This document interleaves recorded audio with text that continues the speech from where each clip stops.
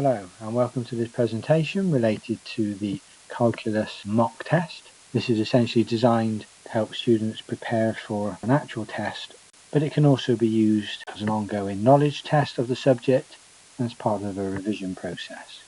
Under the heading of the calculus, there are the differentiation and integration.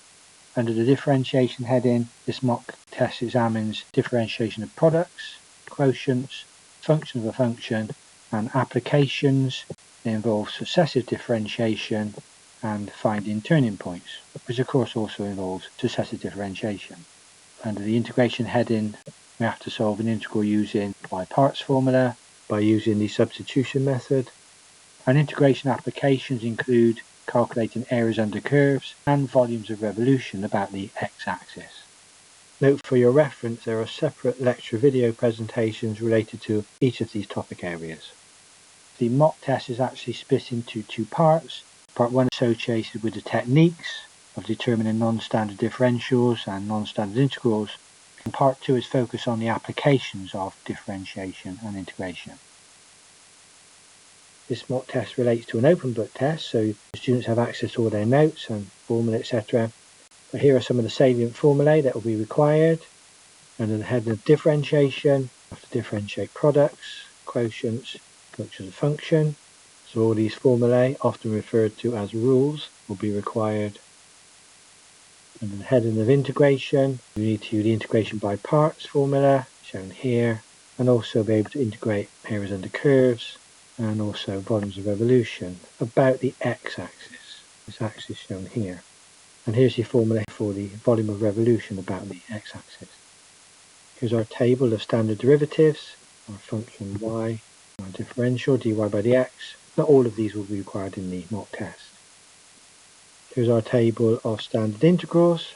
Here's our integrand, dy or the function of x. Here's our integral. And again, not all of these solutions will be required within the mock test. Here are the laws and the rules of indices and also the laws of logs. Finally, here's the quadratic formula, again purely for reference. So now what I'm going to do is to outline the mock test. The mock test is in two parts, and then I would encourage you to stop the presentation and attempt the questions, but the full work solutions are shown within this presentation. So here's part 1, which I consider primarily relates to techniques. So in part 1 we have question 1, question 2, question 3. Each question states to differentiate. For you, we need to decide if the question is a product, a quotient, or a function of function. Part 1 continued, is questions 4 and 5. I think it's clear to say that these are integration questions, but again you need to decide which process is required to undertake the integration. Let's now consider part 2, relates to applications. Part 2, question 1, A and B here. They're contextualized questions, so that you read them at your own pace. Part 2, question 2, calculate the shaded area shown using integration. And here's part 2, question 3, and the final question 4. I encourage you to read the questions carefully. Here are the mock test answers, part 1, questions, and part 2, questions. I'd now encourage you to stop the presentation, rewind the video to the commencement of the mock test questions, and try and develop your own solutions to each of the questions. And here are the approximate start times for the solutions to all the questions. Did you want to directly review the solutions for part 1 or part 2 questions? If you require some assistance to help commence some of the questions, there are some hints shown on the following slides. Okay, let's consider a few hints and review the questions again, just try and give you a few pointers as to how you might develop your solutions. Part 1, question 1 to 3 here relate to differentiation. Question 1, what we have here is a function of t divided by a function of t, so that makes it a quotient. Question 2, we have a function of x multiplied by another function of x, so that makes it a product. And in question 3, by the process of elimination here, this must be a function of a function. The bracket raised to the power is classified as a function or function. And here are the approximate start times related to the solutions for part 1, questions 1 through to question 3. But please note generally all times are rounded to the nearest minute. Here's part 1, question 4. Clearly states it's an integration problem. 3t multiplied by the cos of 2t respect to t. That requires integration by parts. And question 5, this is integration using substitution. And here are the approximate start times should you want to review the solutions to part 1 question 4 and question 5. Again, please note times are rounded to nearest minute. This is now part 2 of the mock test. Question 1, as I said, there's 2 sub-questions A and B. Sub-question A, we're given the equation here for theta in terms of time, in other words displacement as a function of time. We're asked to find the angular velocity, omega. So that will require us to differentiate the equation, and then we have to calculate the angular velocity after 0.5 seconds. For sub-question B, we have to determine the angular acceleration, alpha, so that means differentiating again, successive differentiation here. We have to use the equation to find the acceleration after 0.5 seconds. Then it further wants us to calculate the time when the component's angular velocity is a maximum. So we need to equate the acceleration equation to 0 to find the time at which maximum velocity occurs. And it wants us then to calculate the angular displacement, theta, at this time period. So we need to insert the time into the original equation. Here are the approximate start times related to part 2, question 1, A and B. Here's part 2, question 2. I think this is clear to see. This is integration of the area between the 2 equations given. In this case, we'll need to find the area under the y is equal to 2x plus 2 equation and subtract the area under the y is equal to 4x squared equation to find the area between the 2 lines. The integral limits can be found in the diagram here, 0 and 1. And here is the approximate start time to the solution of part 2, question 2. Hint for part 2, question 3. I'm given this equation here, and using integration, we have to calculate the volume of revolution about the x-axis, and the limits of our integration are from 1 to 2. To question 4, the equation for voltage. This is a very simplified model in this context, and we have to determine the maximum or minimum voltage for the equation.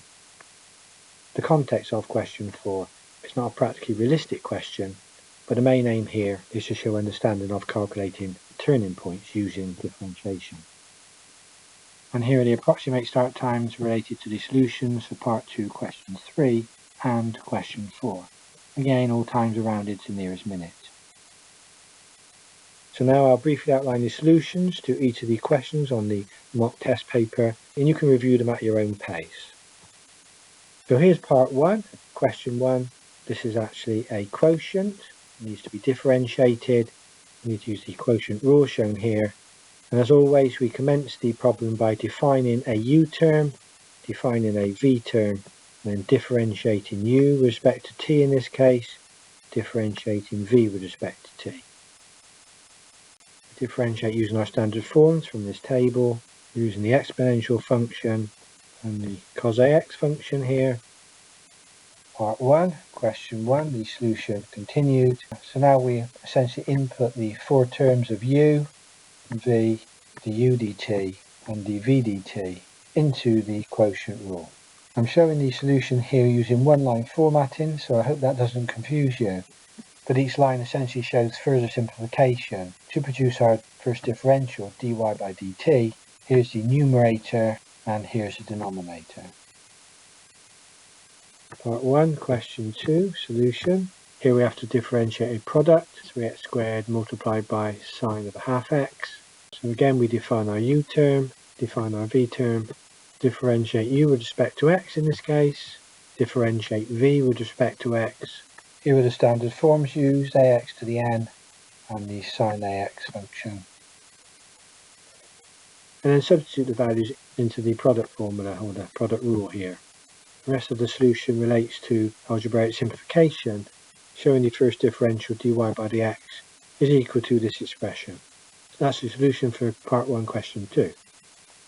This is part 1, question 2 again, just added this in. Some students prefer not to use fractions, so I've just shown exactly the same solution, but this time using decimals instead of fractions end up with a very similar answer, of course. Here's part 1, question 3. This was our function of a function, given in the question, so function of a function rule here. We have to make a substitution, use it for the bracket, so that's what's happened here. U is our substitution for the bracket. Then we can write x is equal to u to the power of 4, which is standard form, so our standard derivative table. So we then differentiate x with respect to u in this case, differentiate u with respect to theta. So in this case we're differentiating the ax to the n format for both terms. In part 1, question 3, solution continued. So now we apply the function of function rule. But essentially we will back substitute here for the u term. And the final part of the equation is to simplify. Just notice this line here, students sometimes are confused how the 8 multiplied by the 5 theta plus 1 in the bracket occurs. It's because from the line above, the common factor in the bracket is 2. So 2 times 4 gave us the 8 outside the bracket. So this last line is the fully factorised form. Question 4.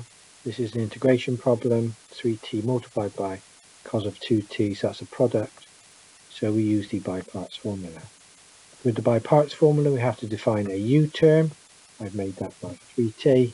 And the dv term, I've made that cos 2t. Then I have to differentiate the u with respect to t. Rearrange to find du. We have to integrate the dv. Sometimes it helps to think of integration of 1 dv. So integrating cos 2t with respect to t, we find v. So in this question we referred to the differential table, differentiate the ax to the n form. And we referred to the standard integral table to differentiate the cos ax form, shown here. Essentially then we substitute the value of u, v and du into the by parts formula, which is shown here. Part 1, question 4, solution continued.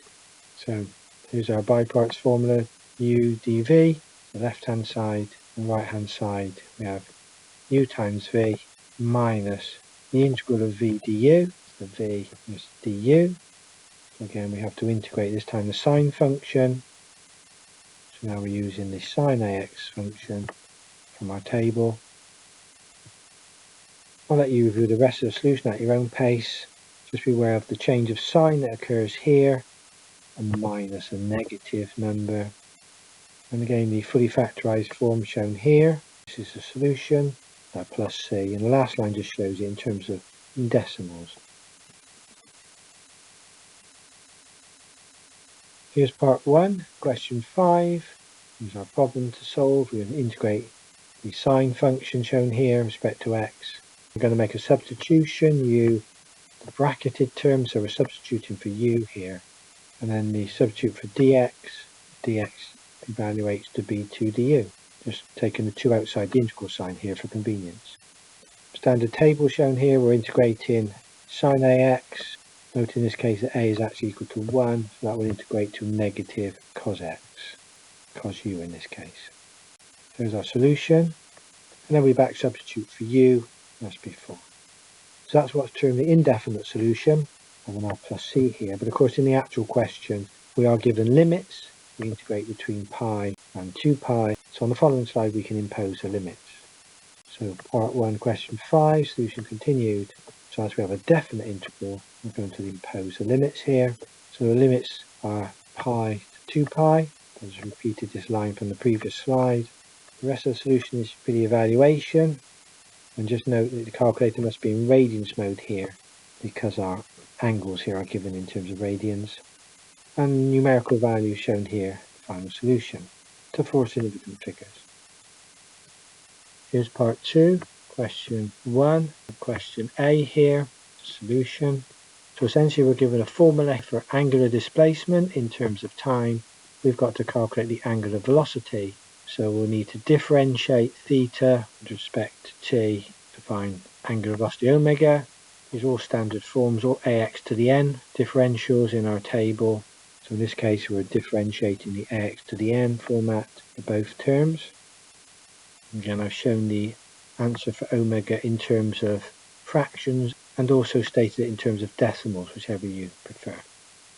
So sub-question A wants us to find the angular velocity when the time is 0.5 seconds, so we simply put 0.5 into the omega equation above and evaluate. Part 2, question 1, so question B here. Now we've got to determine the angular acceleration, the alpha equation. So this time we need to differentiate omega with respect to time t. So alpha, which is equal to d omega by dt, is 0.5 minus 3t. So essentially this is the equation. We're differentiating using our standard tables, the ax to the n form. And it gives us this equation for alpha. And the question wants us to find the angular acceleration when t is equal to 0.5 seconds. So we simply insert 0.5 into the equation for alpha. Find the answer. Here it's negative, which means it's a deceleration. Next we need to find the time when the velocity is a maximum. So that's when alpha is equal to 0, turning point. So simply letting alpha is equal to 0, we can rearrange to find t. It's calculated here. And then to calculate the angular displacement at this instant, we simply put the value of t calculated above into the original theta equation given in the question. So that evaluates the rotation, because that will be in radians. Here's part 2, question 2. It's actually an integration problem. We've got to calculate the shaded area shown in the sketch. We're given two functions here that are plotted on the diagram. We're going to find the area between these lines and the y-axis. So in other words, the area between these two lines and the y-axis here. Part 2, question 2. Here's the full solution. Let you review this at your own pace. Essentially, we're integrating our y functions with respect to x between the limits of 0 and 1 here. One thing to be careful of here is how we order the functions. We need to put the 2x plus 2 function first. So in other words, we're finding the area under this line, and then we're subtracting the second function, the 4x squared. So we subtract the area under this line. That will then calculate the shaded area between the lines and the y-axis. Here's the integral table. We're using the ax to the n function shown here. I'll let you review the solution at your own pace. Final answer for the area shown here. Part 2, question 3. We've got to use integration to find the volume of revolution. So we're about the x-axis. Here's our formula for finding volume of revolution about the x-axis. Just note with this formula, of course, we have to square the y. So in this case, our y is 3x minus x squared, all squared. So we need to start by squaring the brackets, binomial expansion here, before we then undertake the integration. Again, these are ax to the n functions to integrate, shown here.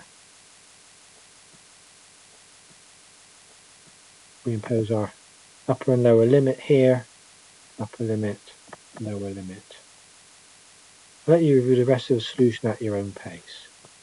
Final answer is shown here in terms of pi, or in terms of decimal here, to 4 significant figures. Part 2, question 4. Given this equation, and effectively have to differentiate it twice to find whether we have a maximum or minimum. So here's the equation given. Here's a differentiated equation. So we're using the ax to the n function and also the exponential function from our standard derivative table. We equate equation 2 to 0, rearrange and solve for the value of t. It's actually a negative time here, which in practical terms means it occurs outside of our observation period. And part 2, question 4, solution continued. Now insert the value of t that's been calculated into our equation 1 and evaluate the voltage. So we now have our turning point, and differentiating equation 2, we find the second differential, and inserting the time from above, we find the second differential as a positive value, so that means we have a minimum. So that concludes the solutions to the questions on the mock paper. and I hope this presentation has been of some interest to you, and thank you for viewing.